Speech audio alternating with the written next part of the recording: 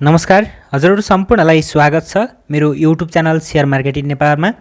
हामीले कुनै पनि कम्पनीको आइपिओ आफूलाई हात पार्नको लागि त्यो कम्पनीको आइपिओमा सही तरिकाले आवेदन दिनुपर्ने हुन्छ र हामीले धेरै नयाँ लगानीकर्ताहरूलाई यो सम्म पनि थाहा छैन कि हामीले मानौ ज्योति लाइफ इन्स्योरेन्सकै आइपिओ को उदाहरण दिन चाहे म तपाईहरुलाई।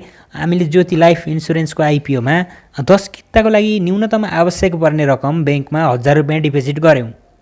अहिले हाम्रो बैंकमा 1000 रुपैयाँ रहेको छ भने तपाईले कुन बैंकबाट आइपिओमा आवेदन दिँदै हुनुहुन्छ, कुन बैंकबाट आइपिओमा आवेदन दिनुभएको छ, यदि त्यो बैंकको सियासपा चार्ज काट्ने गरेको छ भने तपाईहरुको बैंकमा 1000 रुपैयाँ मात्रै भएर पुग्ने छैन।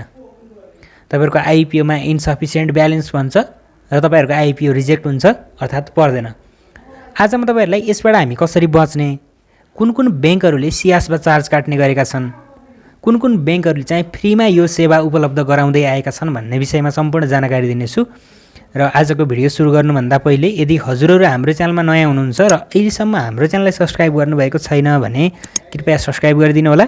म यस्तै शेयर मार्केट सम्बन्धी रिलेटेड र अब आउने कम्पनीहरुको आइपिओ सम्बन्धी विभिन्न नयाँ तथा जानकारीमूलक भिडियोहरु लिएर निरन्तर उपस्थित भइरहेको छु। र भिडियो सुरु गर्नुभन्दा पहिले हजुरहरुले कुन बैंकबाट आइपिओ भरिरहनु भएको छ त्यो बैंक चाहिँ कमेन्ट गरेर मलाई बताउन नभुल्नु होला।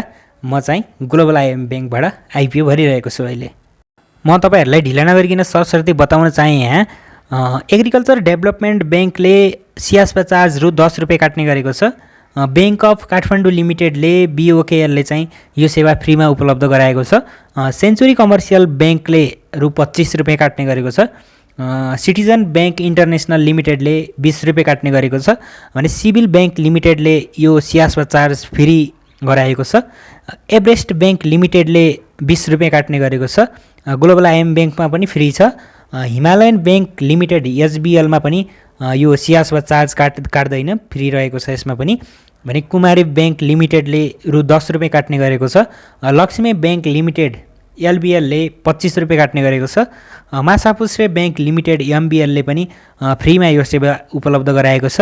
त्यसैगरी mega bank, Nabil bank, Nepal Bangladesh bank, Nepal Bangladesh bank यी बैंकहरुले चाहिँ फ्रीमा सेवा उपलब्ध गराएका छन् भने नेपाल बैंक लिमिटेडले रु 25 रुपैयाँ काट्ने गरेको छ। त्यसैगरी Nepal credit and commercial bank NCCB बैंकले यो सेवा फ्रीमा उपलब्ध गराएको छ। नेपाल इन्भेस्टमेन्ट बैंक लिमिटेड एनआईबीले चाहिँ 20 रुपैयाँ काट्ने गरेको छ। नेपाल एसबीआई बैंकले 25 रुपैयाँ काट्ने गरेको छ। एनआईसी एसियाले यो सेवा फ्रीमा उपलब्ध गराएको छ। एनएमबी बैंकले पनि रु 20 रुपैयाँ काट्छ भने प्रभु बैंकले चाहिँ रु 1 रुपैयाँ मात्रै काट्ने गर्दछ। एकदमै कम हो यो, 1 रुपैयाँ मात्रै काट्छ। प्रत्येक आइपिओमा आवेदन दिँदाखेरि तपाईहरुको 1 रुपैयाँका दरले काटिन्छ भने प्राइम कमर्सियल बैंक लिमिटेड पीसीबीएलले 25 रुपैयाँ काट्ने गरेको छ। राष्ट्रिय वाणिज्य बैंक लिमिटेड आरबीबीले फ्रीमा यो सेवा उपलब्ध गराएको छ। त्यसैगरी सानिमा बैंक, सिद्धार्थ बैंकले पनि यो सेवा फ्रीमा उपलब्ध गराएका छन्।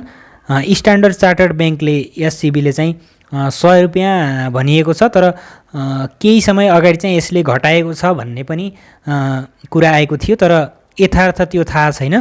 तर पहिला चाहिँ 100 रुपैयाँ नै काट्ने गरेको थियो भने सनराइजर्स बैंक लिमिटेड एसआरबीएलले 25 रुपैयाँ काट्ने गरेको छ। त्यसैगरी विकास बैंकतर्फ चाहिँ मुक्तिनाथ विकास बैंकले पनि सियासपा चार्ज मार्फत 10 रुपैयाँ काट्ने गरेको छ। र यसबाट हामी बच्नको लागि तपाईहरुले चाहिँ यदि तपाईहरुको यो सियासपा चार्ज काट्ने बैंकमा चाहिँ मेरो शेयर को अकाउन्ट लिंक भएको छ भने तपाईले त्यहाँबाट चाहिँ चेन्ज गर्न पनि सक्नुहुन्छ र त्यो कसरी चेन्ज गर्ने भन्ने विषयमा चाहिँ म अर्को भिडियोमा जानकारी दिनेछु। यदि त्यो भिडियो चाहिन्छ भने तपाईहरुले हामीलाई कमेन्ट गरेर बताउन सक्नुहुनेछ। र सकेसम्म चाहिँ यो जुन बैंकहरुको लिस्ट मैले तपाईहरुलाई भने त्यसमा चाहिँ जुनमा फ्री रहेको छ त्यसबाट मात्रै तपाईहरुले आइपिओमा आवेदन दिनु होला, त्यसबाट कारोबार गर्नु होला। किनकि हाम्रो चाहिँ 20 रुपैयाँ कमाउनलाई पनि एकदमै दुःख गर्नुपर्दछ। हामीले नर्मल्ली 10 रुपैयाँ 20 रुपैयाँ भनेर हेला गर्ने गर्दछौँ। यो 10 रुपैयाँ 20 रुपैयाँ 25 रुपैयाँ चार्ज भनेको तपाईहरुको आइपिओमा आवेदन दिँदा तपाईले ज्योति लाइफको आइपिओमा आवेदन दिनुभयो, तपाईहरुलाई आइपिओ पर्यो या परेन रिजल्ट हुन बाँकी छ तर तपाईहरुको चाहिँ बैंकले सियासपा चार्ज काट्छ भने तपाईहरुलाई परे पनि काट्दछ, नपरे पनि काट्दछ। एकातिर हाम्रो चाहिँ धनको नाश भयो। 10 वटा आइपिओमा हामीले आवेदन दियौं भने 20,200 रुपैयाँ त हाम्रो यतिकै गयो नि। त्यसैले हामीले चाहिँ यसबाट चाहिँ एकदमै बच्न जरुरी छ। आजको भिडियो कस्तो लाग्यो तपाईँहरूलाई सल्लाह सुझाव प्रतिक्रिया दिन नभुल्नुहोला।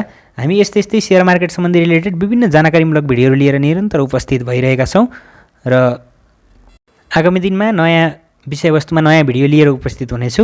त्यति बेलासम्मका लागि बिदा चाहन्छु। धन्यवाद।